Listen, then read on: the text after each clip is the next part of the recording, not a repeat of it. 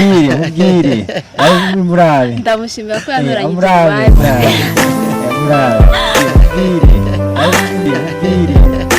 muri make ikintu cyitwa urukundo rw'ababyeyi uko genda vyumvira ntago naronse yego ndashobora kuba naronse kujya abandi bana bonka mugabo imbere yaho maze kuva kwibere hari ibintu bimwe nabuze sinabonye kunyegera ko ababyeyi sinabonye guhanurwa n'ababyeyi ivyo rero bimwe nibyo bituma mvuga ko nabuze urukundo rw'ababyeyi muri make ku ruhande navo rw'umufasha y'ukuri yaraje aranyuzuza aramara gahinda arankorako muri make aho ntashobora kwikora.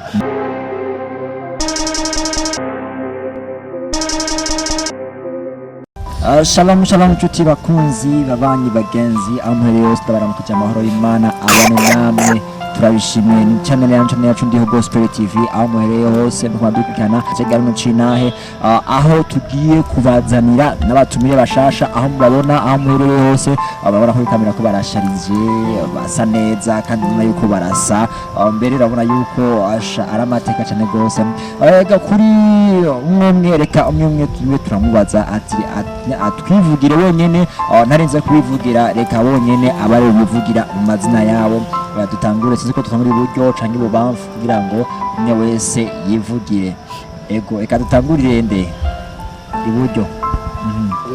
Shalom nitwa Nshimirimana Methode umupapa ndubatse umudamu umwe n'umwana umwe nkaba mvuka mu muryango w'abana 8 abahungu 2 n'umukobwa umwe. Ego reka tumvirize ibubamfu bwa Nshimirimana Methode bega Shalom nitwa Chantal ndubatse umutwaro umwe n'umwana umwe ba munyakabiga nanjye ngaba mva mu muryango w'abana 8 abakobwa 4 n'abahungu 4 nawe ndabishima mbega Chantal ko wavuze ati ndubatse mbega wubakanye nande na Nshimirimana Methode why turi kumwe ngaha murabe master urumva rero ko mwebwe mwese muje mubuntu muse yuko umwe wese yavutse mu muryango w'abantu 8 mbega ico kintu umwe wese ariko arabwira uwundi mwavyumvise gute?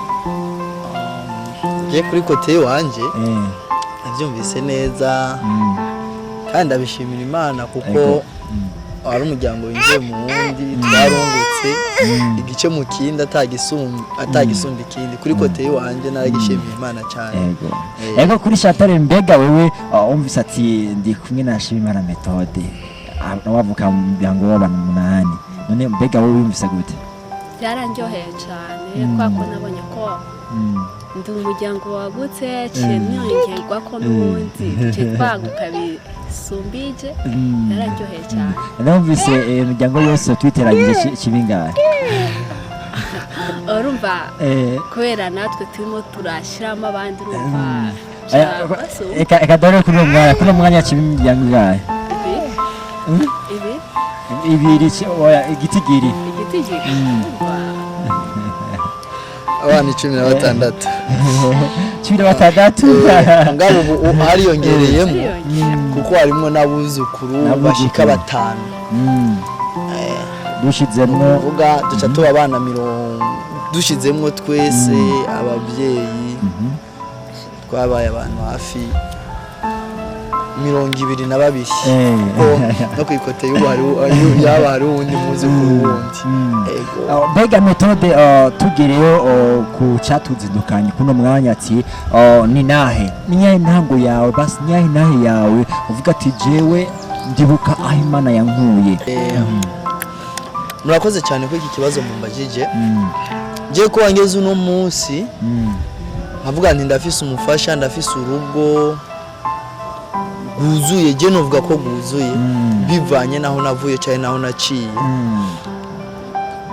ni ntambwe ndende cyane kandi nshimira Imana cyane. Ego kuko hari ubuzima bumwe nigeze kubamwo bugoye burenze kandi bugoye cyane rero umunsi umbagije uti niyihe ntambwe n'intambwe ndende cyane kuri jewe mu buzima bwanje ndiko ndaraba ndiko ndasubiza amaso inyuma n'intambwe ndende cyane mbega wo usubije amaso inyuma gati mbega jewe usubije amaso inyuma hariko mushimira Imana mbega ni cya kintu gikuru uvuga ati usubije amaso inyuma ndabona Imana iracyari Imana je usubije amaso inyuma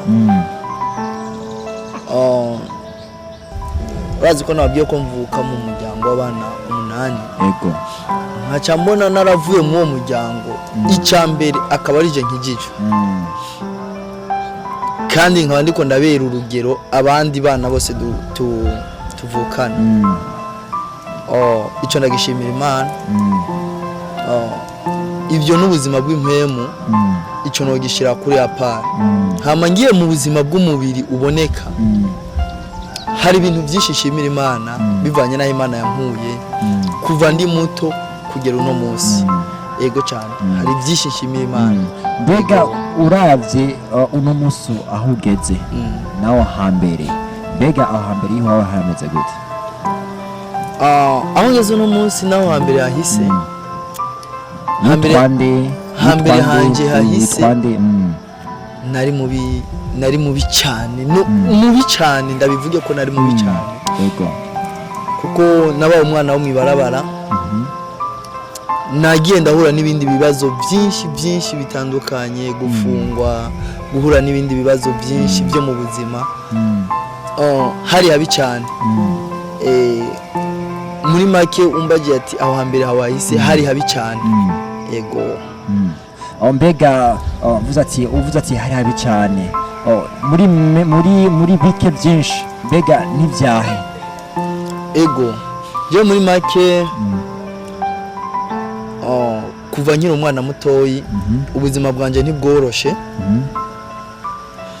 bivanye nuko nakuze bivanye n'umuryango navukiyemwo bivanye naho nagenda aba fatiye ku rwego rwo ku muryango wanje hari ibibazo byinshi nagenda ahura nabyo navutse genda umwana agira gatatu hama mvuka mu gihe mu muryango wanje nuvuga nko ku ruhande rw'umubyeyi wanje papa yari yipfuza ko avuka umukobwa maze kuvuka mvuka n'umuhungu kitamunejereje wamenga ntanyishimiye ndakura kujya abandi bana nyene bakura mugabo nza kwisanga hari ikintu kimwe mbura mu vyerekeye urukundo rw'abavyeyi nibuka uko mfise imyaka 5 papa yarigeze kumbwira ngo nari nshaka ko avuka umukobwa turi kumwe kandi nkabona uko afata ko atari ko afata bakuru banje meme bivanye n'ukuntu urazi ko abana kera twakora amakosa bivanye n'abana uko twari tubayeho yego canke uko bari babayeho abandi bana tuvuge muri make nkabona uko hari ukundi kuntu afata bitandukanye ibyo novuga yuko byambereye ingorane bimbera ikibazo mu buzima bwanje mbere n'uno munsi hari ibintu bimwe mbona uko noba narabuze kuva icyo gihe byatumye biri gutuma n'uno munsi hari bimwe ntageramo bivanye n'ibyo byabaye ego muri make novuga nisanze ntuzuye mu rukundo rw'ababyeyi uko banyipfuza ego aho nyene kwiyokote nkiri ko ndavuga kuko ndibuka maze gutangura amashuri ndibuka ko nagize ibibazo byinshi cyane naragize ibibazo byinshi cyane umwana yiga mu mwaka wa 2 usanze ariko yirihira ishuri yigurira amakaye yironderera impuzu zo kwambara urumva uko haba hari ikintu kibuze ni abavyeyi bake boshobora kurekura umwana yiga mu mwaka wa 2 wa 3 meme no mu mwaka wa 6 umwana ntabarashobora kwironderera ikintu ashobora wenyene ngo yifashe ego ivyo rero byabaye mu bintu bimwe byambereye imbogamizi canke inzitizi zo mu buzima yego nabayemo. Mbega uvuga ati muri make uvuze yuko muri bikiya byinshi washoboye kuvuga wabuze ikintu twari urukundo. Muri make ikintu cyitwa urukundo rw'ababyeyi uko genda vyumvira ntago naronse. Yego ndashobora kuba naronse kujya abandi bana bonka mugabo imbere yaho maze kuva ku ibere hari ibintu bimwe nabuze. Sinabonye kunyegera ko ababyeyi, sinabonye guhanurwa n'ababyeyi. Ivyo rero bimwe nibyo bituma mvuga ko nabuze urukundo rw'ababyeyi muri make. Mbega uno munsi nicyo wishimira? Umunsi ndashima Imana ko yambonye. Ikintu cya mbere nshima, sinoshima ngo ndafise akazi, sinoshima ngo ndafise ibyo nkora, ariko ndashima Imana ko yambonye. Yambereye umuvyeyi aho ntari mfise ababyeyi, yambereye inyishu mu bibazo nari mfise. Kuko hari igihe ushobora kubaho wiyumvira ati mbega ejo hanje hameze gute, hirya ejo hanje hameze gute, mugabo Imana yonyene ikazi kagukora muri ya ejo yawe uri kuriyumvira ugasanga hari aho wageze. Ego ico nico nishimira gusumba muri make muri bya bintu byose abantu twiyumvira amafaranga, ibintu biboneka no kugira umuryango. Mugabo ikintu cya mbere ndishimira ko Imana yambonye. Kuno mwanya aho ugeze kumwe n'umufasha wawe, mbega urwo rukundo bararonse ko turi mu ntahe? Jewe ava yuko mbana n'umudamu kuva ntanguye nkijijwe nuvuga ko kwikote y'abavyeyi nabo babonye uko hari amakosa bakoze, ndabona ko batanguye kunyegera. Nje ku ruhande nabo rw'umufasha by'ukuri yaraje aranyuzuza, aramara agahinda, arankora ko muri make aho ntashobora kwikora kuko urumva ari igihande kinini ntari misanzura mu bandi bantu. Ariko we uno munsi yaraje aranyicarika ahantu mbona uko nanjye nkwiriye kwicara. Umunsi ndasohoka ngahura n'abandi ba papa tukaganira, nukuvuga hari ivyo yaje arampa. Ego mbega kuno mwanya n'icyahe wishimira ku mudamu wawe?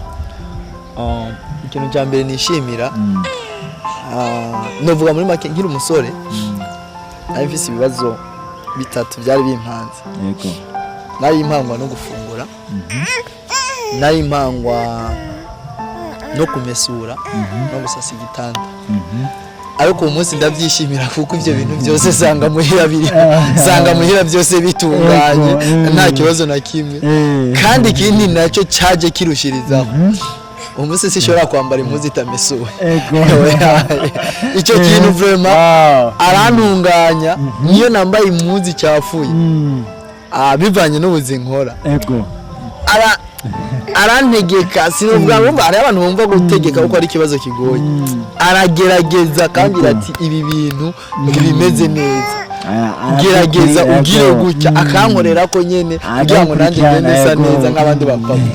Rimwe na rimwe hari igihe mpora ndamugora bivanye naho nzi ko ngiye gukorera, mugabo akambwira ati oya kumugenda ucafure babonye ko wasohotse ngahasa neza. Icyo kintu ndacishimira cyane. Yego cyane gose. Madame Methode, we kubwawe n'icyahe wishimira kuri Methode? Cyo nishimira icyambere cyo ndashima nkanamushimira ko yaranuranyije mu bantu. Ndibaza habonye abandi bakobwa benshi beza arabarengana azi wanjye. Cyo ndakimushimira ko kandi mubwire ko yanze mubwire murabimubwire. Murabimubwire ndamushimira ko yanuranyije abandi. Uko muza akajambo tegeza avuga wowe nyine arabizi ko ndamushima ko yanuranyije mu bandi. Nakurabe kuko akajambo uvuze karakomeye cyane. Ntigeze akavuga nawe nyene. Ntigeze akavuga. Vuga igisubizo kindi. Murabe ko yaranuranyije mu bandi, ko yajyaho narindi aho we yarari hari abakobwa benshi beza yarababonye. Gabo yaranoranyije muri babona ko agiye umwe kuri wiwe sinzi icyo cyane ndakimushimiye wow kuko ndakimushimiye hari umuririmbyi yarinze ati ngo ku isi hari abakobwa benshi beza Metode kavuze kubigaho kandi yego bariho ndibaza ko nashoboye kugacishamo hariho abaje bararengana yego ariko Imana yashimye ko mbana n'uyu yego wow mbega kuri Chantal mbega iyo uvuze ati metode iyo uri kumwe na metode mbega kubwa nkuko wavuze ati ntaruzi yuko uza kwa nawe Imana yagutoranje mu bandi ugati eka mubane nawe ati ntuwishimiye aho hambere iwawe naho ugeze mbega itandukano n'iryaye hambere wanjye naho bugeze usubiza amaso inyuma ku bwawe niho uvuga kubyerekeye inaha yawe hafi inyuma haragoye cyane muri bike byinshi ahahise haragoye cyane kubera ko ngiye mu buto bwanjye bivanye n'aho bugeze hanigiye no kubaho umengo sinabyifuzaga bivanye n'ubuzima navukiyemo nk'uko we yabivuze umengo byarahuriranye navutse nenda umwana w'umukobwa agira kabiri nanjye ntabwo babishakaga bavuze ngo wavuze uwa gatatu wewe je gatatu uyu kabiri ntibabishakaga bumva mu miryango bashakaga umuhungu ko baca baranyanga mama baramwirukana ngaciye umuryango igihe kiragera papa nawe aragenda nawe nigeze mbona urumva bicara ibibazo ubuzima bugoye ababyeyi ibibazo bikomeye cyane ndashima urumva mwese hamwe mufise igicapo kimwe inyumbero umwe kahise ni kamwe turumva yuko kuri metode yavuze yuko kubwiwe uko yavutse badashaka umuhungu bashaka umukobwa ariko nawe nyene kuri Chantal bavuga yuko bari bakeneye umuhungu havuka umukobwa urumva ko mwese hamwe ndumva yuko kahise kanyu karinjiranyemo uwa kabiri uwa gatatu mbega ndakoze Chantal igihe uhura na metode mbega warigeze kumubwira ivyo bintu rimwe no ndamucishirizamo nkavuga ati harya yenda nabona nk'ibibazo byandenze nkavuga ati nakarume ngo ubuzima bwo kubaho iwanjye ni ikibazo ugasanga nagacishijemo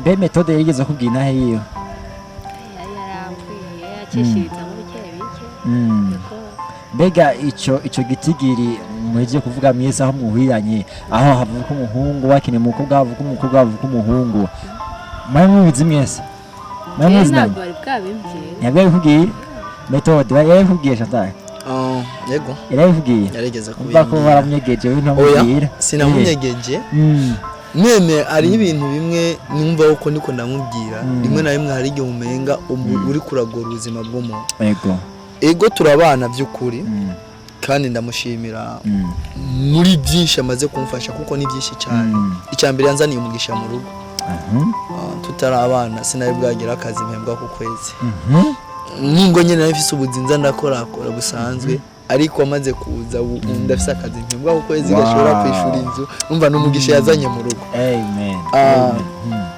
ivyo sinabimubwiye kuko naramubwiye ubuzima bumwe nagenda bamwo ibintu byo kuba mwibarabara mugabo source cyane sinabimubwira kuko numva umenga hari ibintu bimwe ngomba kwibagira kugira ngo mbandanye ubuzima bw'imbere ego niyo mpamvu rimwe na rimwe ntakunda kuza ndasubira mu buzima bwanje cyane mugabo nyuma ngiye kuvyumvira nsanga birakwiye ko mpera mu mizi kugira ngo ntegure kazoza kanje ego uvuze ijambo rikomeye cyane uvuze yuko kuva uhuriye na Chantal hari impinduka nyinshi yabaye urumva habaye impinduka mu buzima habaye impinduka nyinshi mbega tugiye kuri Chantal mbega wewe niya impinduka wabonye waronse kugeza aho ugeze ugiye muhuriye na metode duhuriye icyambere cyo ndanashima nuvuga ko shima Imana yo mu ijuru yego cyambere cyacimeza agira ikibondo icyo ndagishima kubera ko muhe byarenganye navuga ati basise ubuzima bwanjye buri hehe imbere yanjye sindahabona ibibazo nibiki umva ngasanga nihebuye ariko ubu iyo mbonye umwana avuga ati mana sishaka kwabaho uko nabayeho icyo numva ngo ndakishimiye cyane ego icyo cyo ndagishima cyane impinduka irahari cyane kuko hari ibibazo byinshi byagiye birengana nta rukundo nigera mbona haba mu miryango haba mu bavandimwe ariko ubu urukundo ndarubona nditabwaho ibyo ndabishimira cyane urukundo avuga ati wo ku muryango rwarasura uragaruka urukundo rwo ku muryango kubera benshi bari kure ntabwo bari ino urumva ntabwo numenye kubari ino nyene urumva genda biraza buke buke hama kuri metode ndashima cyane ego hama kuri metode urukundo rwawe no ku muryango rwaragarutse jewe sinovuga ntinijana kwijana mugabo kuvuyu ntangwe kubabwira uko ari indi ntambwe ngomba ntere narabonye meme no kubavyeyi no kubavukanye no ku nshuti no kubabanyi ndetse ababanyi byo ngahe Bujumbura kuko mvuga wo mu misozi narabonye abantu benshi batangura kunyegera cyane meme n'abavyeyi cyane cyane kuko naramaze hafi nk'imyaka ishika 10 abavyeyi tutaganira tutavugana ariko nyuma maze kubabwira nti jewe ubu rero ngomba kubaka urugo rwanje umva bamwe ntibatahura ibyo ndimo kuko urumva umuntu umaze nk'imyaka hafi irenga 10 mutabonana umubwiye icyo kintu aratangara mbega uwo muntu afite ubuzima bumeze gute butuma yubaka urugo narabonye urukundo rwabo rutangura kuza ruduga buke niyo myaka 10 navuze hari igihe ntigera numva na telefone y'umuntu ariko uwo munsi urayironka mu gatondo numva umuntu amamagaye mbega mwabyutse gute n'umuryango mumeze gute umwana arakomeye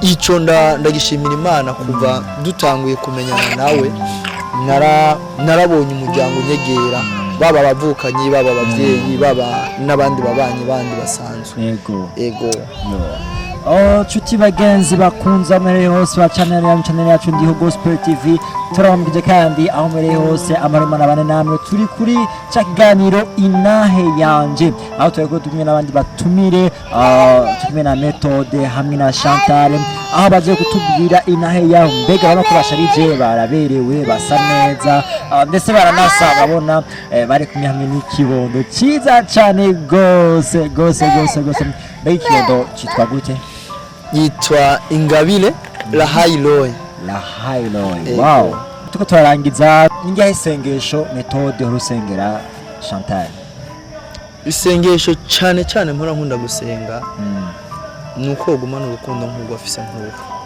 kugira ngo tuze twubaka umuryango wacu twishimye urazi ko mu mpera hari igihe ibintu birangira nabi ugasanga abantu bahora bakundana ntibakibana mino minsi turabona heze ibintu by'amadivorce mpora nsenga Imana yuko uko tumeze ahubwo yokongereza gusumba uko turi igatera yongeramo ibintu bituma haba urukundo mu rugo rwacu kugira ngo rya jambo ry'Imana dufise muri twebwe ryatarare muri twebwe tuguma ahubwo twongereza tumurikira abandi bantu kuko abantu benshi cyane abahungu n'abakobwa batarubaka baratinya kugira mariage bivanye nuko ingo nyinshi z'uno munsi ziri gusubiza inyuma umuco wo kubaka urugo abakristo buno munsi baratinya kugira mariage baratinya kubaka ingo bivanye n'ibyo bariko barabona mu kibano rero jewe isengesho rya mbere ngira nuko jewe n'umukunzi wanje twokwama dukundana hejuru we cyane akankunda nkuko nanjye nifuza ko tuzoguma dukundana kugira ngo tubera akarorero keza abajene bari nyuma yacu batarubaka ingo kumbura hari abantu benshi biyumvira ati ibintu niko ndavuga nukubesha umunsi turiko turabona imanza nyinshi mu kibano umwe avuga ati ma divorce nigendere isengesho mfise nuko mu rugo rwacu hatozamo ibintu byo gushwana ego birashobora gushika koko kuko abantu twaremwe dutandukanye ntitwavukanye twawe dufite imico itandukanye mugabo nifuza yuko Imana yokomeza ikurisha urukundo rwacu rugakura by'ukuri kugeza aho tubera akarorero abandi bantu umunsi biriko birabananira kubaka ingo zabo. Ego cyane. Ego. Tugende kuri Chantal, mbega Chantal kuri wewe n'irya isengesho aho rusengera Methode? Icyambere cyo ndamusabira kuramba. Kwera ko Nego tutari kumwe sinabanuzuye kandi niko biri. Sinabanuzuye icyambere cy'Imana cy'umuzigama. Hama n'urugo rwacishijwe kurukomeza. Ego. Byo saba cyane. Okay, kwa dukana muri channel yacu ndiho Gospel TV, dutoye kuri Chantal niya hemanuro utanga ubashikiriza akajambo kanyuma baba kurikirana. Kajambo kanyuma vuga. Cyambere cyo ndebye jyaho navuye. Nobwira abandi bajene kwihangana no gushira Imana imbere. Kwera ko byose birashoboka kwa ko kwihebura nasanze ari ikintu gikomeye cyane kwa ko nawe azi aheje. Kwa ko nihereyeho bwari ubuzima bugoye cyane bukomeye cyane. Ariko ko buryo ko bwije Imana igenda iteza indi ntambwe. Icyo abandi bajene bagiye bishinga Imana gusa ko bashira imbere. Nishoboye byose. Hama mwakoze udutumira. Ego turashimiye. Kuri Methode ijambo rya nyuma ry'impanuro ushikiriza akora gukina mu channel yacu ndiho Gospel TV. Abantu bariko barakurikira ndiho Gospel TV. Impanuro ntiraba abajene gusa iraba n'abantu bakuze. Impanuro icambere nuko boshira Imana imbere. Iyo ushize Imana imbere ikuremera ubuzima. Hari abantu bashobora kuvuka batagira ubuzima bakabaho batagira ubuzima, ariko iyo wafashe Imana ukayishira imbere yawe irakuremera ubuzima bundi bushasha. Icambere nuguca bugufi tukubaha Imana tukayisenga ubutitsa nayo ibyacu izobyuzuza. Ikindi naco kubajene ni kwihangana, kuko iyo wihanganye Imana igutegurira ibintu byiza. Imana iragushikana ku yindi ntambwe. Nk'akarorero no kitanga ko jewe ndashimira Imana cyane ko haraho yankuye. Yarankuye mu ibarabara, naramaze imyaka myinshi mba mu ibarabara, naramaze igihe kinini ntagira icyo mfungura. Nagenda hora n'ibigeragezo bimwe, ariko Imana iramfasha irandokora. Rero iyo wihanganye, iyo ugiye ugasenga Imana by'ukuri utayibangikanije, hari indi migisha myinshi ikuzanira, yaba mu buzima bw'impwemu yaba mu buzima bw'umubiri, kuko Imana yo mu ijuru itubikiye heza, ahubwo twebwe ubwacu nitwe tutazi kuharondera. Cyane cyane abajene b'iki gihe turi guhendwa n'ibintu byinshi, turi guhendwa n'ibintu tubona. Hari abantu benshi bariko barahendwa no kuba mu madini. Ico kintu ndagihagarara ko cyane kuba mu madini, cyane cyane abajene kuba mu madini rimwe na rimwe biratuma ukwizera kwacu kugabanuka. Mugabo iyo ubanye n'Imana by'ukuri ugahamagara mpwemu yera akabana nawe, hariho ikindi kintu kinini Imana yubaka mu buzima bwawe, ukazosanga ejo hawe ari heza gusumba uko wahoze. Ego iyo niyo mpanuro cyane cyane notekerera cyane cyane abajene, kuko abajene buno munsi turi guhura n'ibibazo byinshi bitandukanye, turi guhura n'ingorane, tubona ubuzima bumwe ibintu biriko birahinduka, ariko Imana yo mu ijuru iyo wagiye ukayizigira ukayishira ku mutima by'ukuri, iraza ikaguhindura bwa buzima twabona bwariko biratugora. Mu byerekeye no kubana mu ngo, imiryango myinshi barakwiye kwihanganiranira. Sindabivuze ngo nuko no wamaze kubaka, nubwo ntahe bwubake hari ibibazo bimwe nabona mu miryango imwe, kandi byampaye ibyigo, byampaye n'urufatiro nshobora kuba kuno munsi. Rero n'imiryango irakwiye kwihanganiranira, si ibintu byose mu rugo byoza ngo vyera, ariko Imana yo mu ijuru uyishizemo ikaba hagati yanyu irashobora gutunganya urugo rwanyu mukagenda muri ku murongo mwiza. Ego iyo niyo mpanuro amina cyane metode hamwe na Chantal turabashimiye kubwo mwatwitabye ubutumire bwacu mukatwitabira maze mwaduhereza umwanya wanyu turabashimiye cyane n'ayanje yacu ndi Gospel TV yabashimiye ego natwe turabashimiye ko mwatwemereye twiyumvira ko tukaza gusangira namwe intahe y'ubuzima bw'urugo rwacu n'ubuzima bundi busanzwe ego twizere neza na neza yuko uyu munsi tubakeneye uzotwitabira jewe umunsi ndikumva mfise inyota ahubwo yo gukora mvuga n'intahe yanje cyane kugira ngo n'abandi bantu hari abantu badendebukiye kuko bataronka intahe mwino minsi abantu benshi ntibari ko baravuga intahe zabo kugira ngo abantu bamwe bakire ndikumva ahubwo nozunguruka n'amateleviziyo yose atandukanye kugira ngo ndabivuge bumve yuko Imana igikora ego cyane nimwanyikora ko nzoba ndahari nzobitaba ego Chuti bakunzi niko murakurikirana channel yacu ndiho Gospel TV hamwe hose turabashimiye kuri cyo kino kiganiro turakurikirana Intahe yanje turi kumwe na couple urako basa neza hama ukibagiye commentaire aho hasi warafashijwe arico ushikiriza nawe